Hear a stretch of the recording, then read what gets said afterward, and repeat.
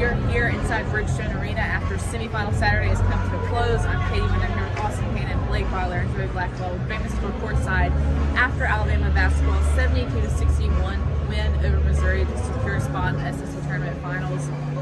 Austin, who was your MVP from the game today? I want to say Noah Clowney. I'm going to give it to Brandon Miller. My story's about Noah Clowney, but I give it to Brandon Miller just because he probably had more of an impact with the double-double, all the rebounds. He ended up being the leading scorer after that last three. Got the hard hat. But Noah Clowney hasn't had an offensive performance like this in a long time. And so he's like my co-MVP, if you will, because he really came out there. Somehow he only got 3 rebounds, I think. I don't understand how that happens after 40 minutes. He's so busy making threes. Yeah, he's too busy on the three-point line where he hit 3 shots. So yeah, I'm going to go with those 2 as co-MVPs, as the SEC always does. Yeah, that's a good point. Blake, what have you seen out of this Alabama defense so far in the first 2 games? Have they been able to kind of weather some storms when the shots haven't been called? Yeah, the defense has been honestly the most impressive thing to me throughout this entire tournament so far. They held Mississippi State to 49 points yesterday, which was a season low for them, but then you have a completely different animal with Missouri being a top 10 team in KenPom offensively, and then they held them to just 61, held them to a low percentage from the floor. They were under 35% from the floor, I believe. Just their ability to, Oates said they didn't run shooters off the floor as much as they would have liked, but they forced a lot of tough twos around the rim. Charles Bediako's rim protection has been incredible inside.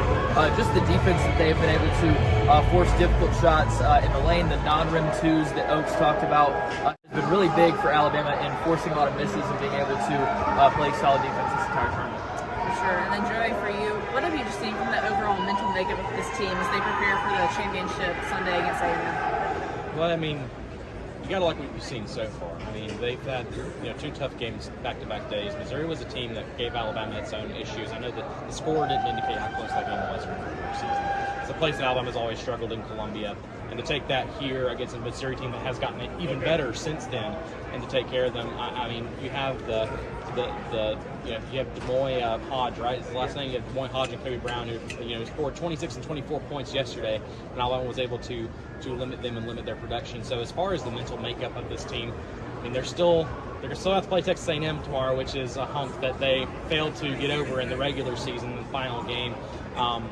But I think that they can absolutely do it. I think there's a lot more to this story than just the basketball that's being played. It's also the questions they're still having to face in not just the locker room, but also in the press conference room. And to be able to just keep on keeping on just shows that I don't want to say maturity, but I think maturity is a good way to put it. Just get out here, play some basketball, put everything else aside, and you have to be really proud of what this team has been able to do with these first 2 wins this week.